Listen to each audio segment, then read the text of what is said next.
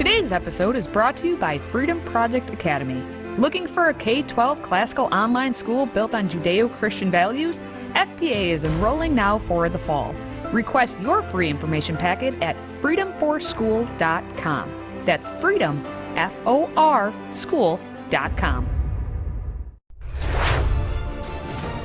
It's time to get educated on the craziness impacting K-12 classrooms and college campuses around the world. This is the Dr. Duke Show. Hello, everyone. Do not change your viewing devices. Welcome to the Dr. Duke Show. I'm David Fiorazzo, filling in once again for the good doctor, and I'm pleased to be joined by the great Katie Petrick. Before we get started, I just wanted to say that this show is, and all of our programming, by the way, at Freedom Project, is made possible thanks to you, our Patriot Club donors. So if you enjoy the content, please consider a donation to financially support what we're doing here. That includes producing 18 videos a week and keeping you informed. It costs money to produce, by the way, so please consider supporting us with a tax-deductible gift.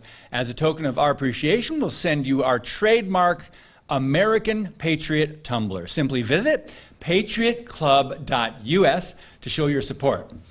All right, today we start with Elizabeth Warren, I know, low-hanging fruit, radical Democrat senator from Massachusetts and possible contender for the presidency in 2024, who just got shell-shocked when asked a simple question about student loan debt from a professing lone conservative she was a panelist on the Liberal View. Watch this. We've been fiercely advocating for the president to cancel student loan debts, but really only 13% of Americans even have federal student loan debt. So is this really the best way to reach most voters? And also, what do you say to someone like me who worked 2 jobs for a decade to pay off all their student loans, just finished? Where do I sign up for reimbursement? So let's start out with who has student loans today. About 40% of the folks with student loans don't have a college diploma. They're folks who tried. Yeah. They're folks who tried and life happened. Pregnancies, they were already working 2 jobs and lost one of them. Mom got sick, family had to move somewhere else. And now they earn what a high school grad earns, and they're trying to pay off college level debt. And it is crushing their bones. Their Katie, bones are being crushed. I've watched this clip, I don't even know how many times at this point, and every time I can't stop laughing because you can't take her serious in anything she says, ever. You know, the folks. And all the folks. Life happens in the folks. And so then, you know, you take out this debt, but then life happens. So, hey, they tried.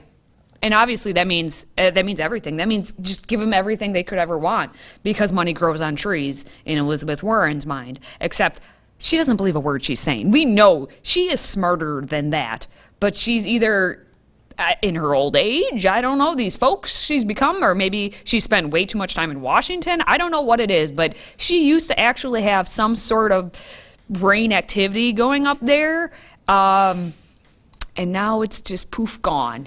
And she's instead saying this nonsense. Wait, did I hear you say, for the record, she's smarter than that? Once upon a moon. But you know, life happens. Yeah. Folks. And so this is what happens. Folks, I don't think she answered the question. Katie, did you hear an answer to the question about someone who worked a couple different jobs, putting herself through school and did she pay off her student loan debt, which most people did prior to about 5-10 years ago, 15 maybe? So let's start with the folks and the bones that are being crushed, because you just can't get past those bones being crushed. That's painful. And this one thing happened this one time to just this one person, and so now this one thing and one example must then be put out to be the example of the entire public. But what, you paid off your loan? Let's not talk about that, because that's actually what we're instead over here. This is what Elizabeth Warren does. This is what every politician does. And yes, you're exactly right. She did not answer the question at all. And where's my reimbursement? I paid off all my student loans, or I paid for college myself. Where's my checks? Exactly. I'm one of those folks. Exactly. And then where do you stop? Well, of course. I mean, even Bill Maher, What? Bill Maher? he said Elizabeth Warren's student loan forgiveness plan is a loser issue. Democrats don't listen to Bill Maher in this case. Top Democrat strategist reams out Dems for being experts in, quote, pissing off the working class. What? Working class? You know, those folks? Are those the working class? Are those the folks? But I took a look back at, Elizabeth Warren, who did run for president. And at How old this is she point, now? 98,000 years old at this point. About 2 years younger than Joe Biden then. I took a look back at her website for what her plan was for education and this student loan forgiveness. And so, she says, I will start to use existing laws on day one of my presidency to implement my student loan debt cancellation plan that offers relief to 42 million Americans, in addition to using all available tools to address racial disparities in higher education, crack down, how racist of her to say that, crack down on for-profit institutions, and eliminate predatory lending. Because here's the thing. This predatory lending. I mean, you're 18 years old. You're not old enough to make any decision. You were forced. You were forced, David. Absolutely. To take out all these loans and go to Harvard, like Elizabeth Warren, where she taught, because she's a Native American, at Harvard. And so you took out all these loans because they forced you to do it. But by the way, did you get your puberty blockers when you were about 6? Because when you're 6, you know what gender you are, or you don't, so you change it. But if you're 18, you can't. You're not an adult yet, but you are. So we can't hold you accountable for these student loans. I missed that. That wasn't when I was growing up. But I know a lot of hardworking friends. I'm a little bit older. What? Who have paid off. How dare you identify as older? Yes, okay. But they did pay off their student loans. And that's such a huge question. What I'm wondering is they must be trying to rally the college base, the community of, student activists. Is that big enough? She's getting obviously some advice from her advisors to go after these college students. Are enough of them voters that will make a difference in an election? Because this seems like a risk. If you're a Democrat, it seems like a risk to do this. They've been grasping at straws to find an issue where they could get voters, and they think college kids apparently saying we're going to pay for things for you will be enough, but college kids don't vote enough, so it's not going to work. With all the censorship taking place on social media platforms, we've made it easy to keep up with your favorite content. Simply download the Freedom Project Media app in your app store. Get access to 18 new videos a week, plus thousands of archived shows, lecture series, and educational animations. Download the Freedom Project Media app on your Apple TV, Roku, tablet, or phone, and make sure you allow for notifications to keep you informed.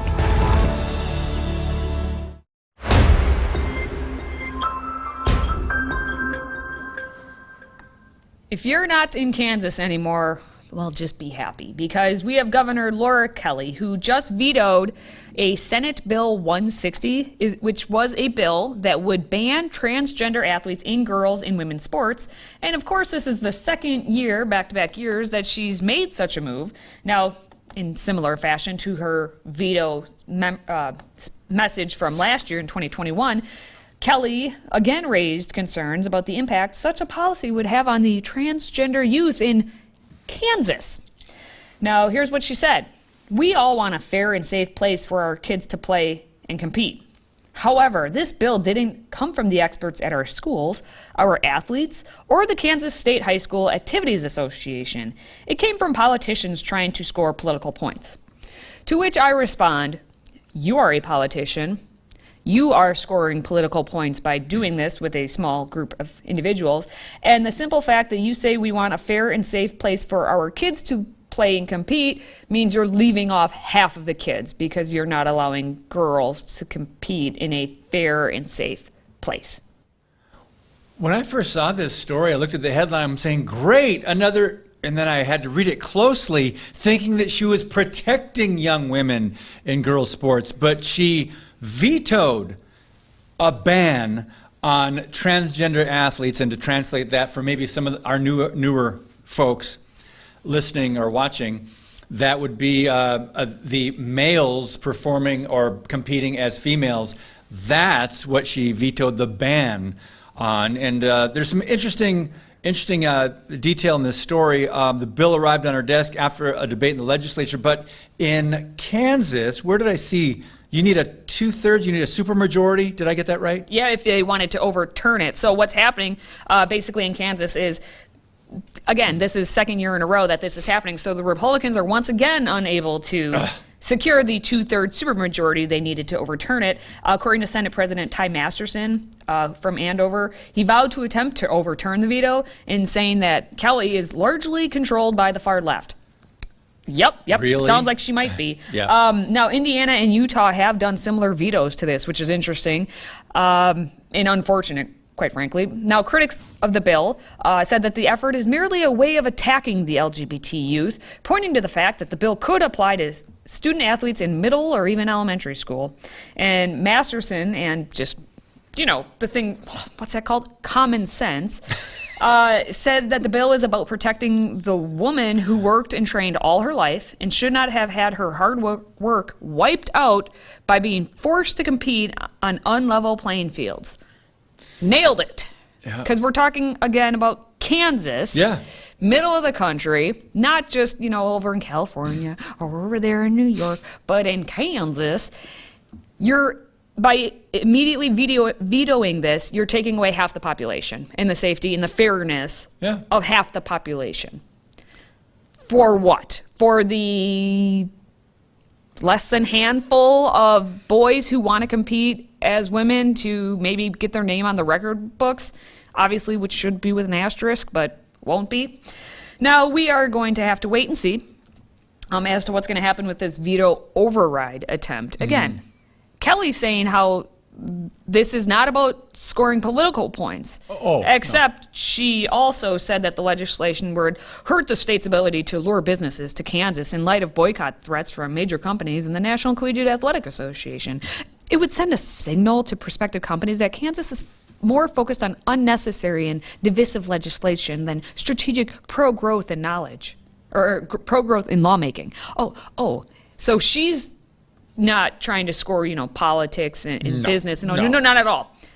It's about the children, you see. It's always about the children, you see. Yes, protecting women in sports. I was surprised Utah. So you clearly have examples of state representatives that are not truly representing their constituents in places like Utah and maybe even Kansas. Yeah, but we do have one state, at least, that just actually came out and did the opposite and did what was actually good and right. Where we have Tennessee barring men from competing in their women's sports teams, and theirs was Senate Bill 2153. It actually bars male athletes from competing in women's divisions at the middle school, high school, and collegiate levels. Wow. The bill was signed by the governor, Bill Lee, and it was a hearty vote with the Senate passing it 27-4. Today's show is sponsored by our friends at MyPillow. Save up to 66% on all items at MyPillow.com when you use the code Dr. Duke. That's DRDUKE. Support this show by supporting a great American company.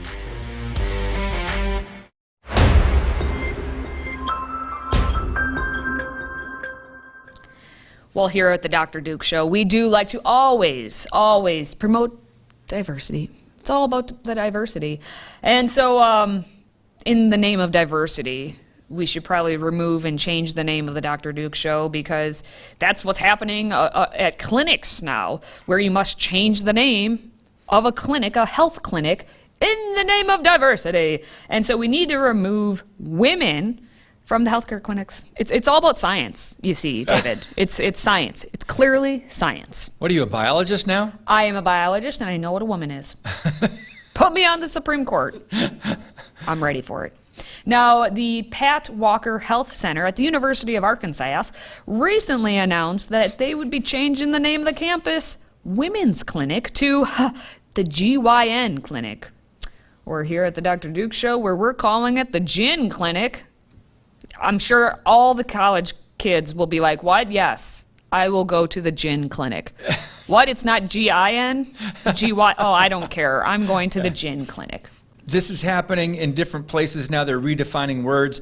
They're changing language. They're deciding what's dangerous and what's acceptable as far as words and meanings. But something so basic as men and women, we're in such a place of delusion and deception in the United States of entertainment that there's got to be some countries that are out there laughing at us. Just some. There's more than some. There's quite a few, actually. But if they were smart, they would stop paying attention to us altogether. Now, specifically here in Arkansas, the RHIA Director of Medical Services, A.J. Olson, had said that this name change, it's important, as the Pat Walker, which, remember Pat from Saturday Night Live? We didn't know Pat was man or woman. At least I never did. I wasn't around for the time of Pat, but you go back into your archives. So Pat is a pretty gender-neutral term, I think. But Pat Walker Health Center, according to A.J. Olson, affirms diversity and aims to create a welcoming environment for all patients. So you have to get rid of women. Eventually, we will remove women's health from the website and patient portal altogether. But we had to keep it there because in the name of, common sense, people would be confused. But they're planning to get rid of women's health altogether.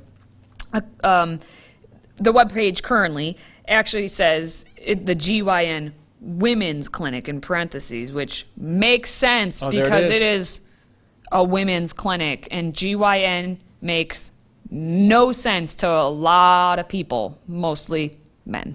But school spokesman John Thomas said that the name change, it was not necessary per se. Well, it wasn't necessary per se, but they just felt that the GYN better aligned with medical terminology regarding the services the clinic provides. Now, my question to you, David, is just for funsies, are you going to go to the GYN clinic? Because if they take off women's, and I'm sorry, I'm going to assume you don't identify as one of those. Yes. It means the GYN is open for all. Yeah, it's my understanding that I would not require gynecological care, so I would not need to go to a clinic like this, but I can understand how anyone 25 and under might be confused about what clinic to go to, especially if they remove women's or men's. Yes. Yeah, well, what's interesting here is we actually have a feminist lawyer, Kara Dansky, who is not happy about this. Finally, the feminists are coming to the table. Where have you been for the past? Yes, hello. Well, they've been so inundated with the hashtag #MeToo that they kind of forgot that, hey, maybe we should protect the females, like, with this nonsense. And so Dansky says that these clinics say that they are doing this in order to be more inclusive, but what they are really doing is obliterating the material reality of biological sex. Oh, a feminist said it. There it is. The truth is that only women and girls require gynecological care. This is part of a larger societal effort to abolish sex in general. Preach on now. Now, Dansky is an author of The Abolition of Sex, How the Transgender Agenda Harms Women and Girls. Wow. How she has not gotten canceled yet, I don't know. Yeah. But hey, let her speak until they silence her. Yeah, because that's happening. She's riding her feminist card, and now she's, hitting the other way. So it's like, wow, go, keep talking. So just a quick example. This is not just happening at the University of Arkansas. It's already happened at the University of Wisconsin-Madison, of course, where they caved in back in September. The Student Alliance for Reproductive Justice actually petitioned the school to change the name of the campus Women's Health Clinic to Reproductive Health Clinic. That's so many more letters. Why would you not just say, hey, the Women's Health Clinic? But the president of that group, Maya Cherins, had said, I think there are lots of students who need reproductive health care and don't choose to get it from the University Health Services because of their gendered language. Just listen to it. She's in college. I think it will foster a much more inclusive and welcoming space to change it from Women's Health Clinic to Reproductive Health Clinic.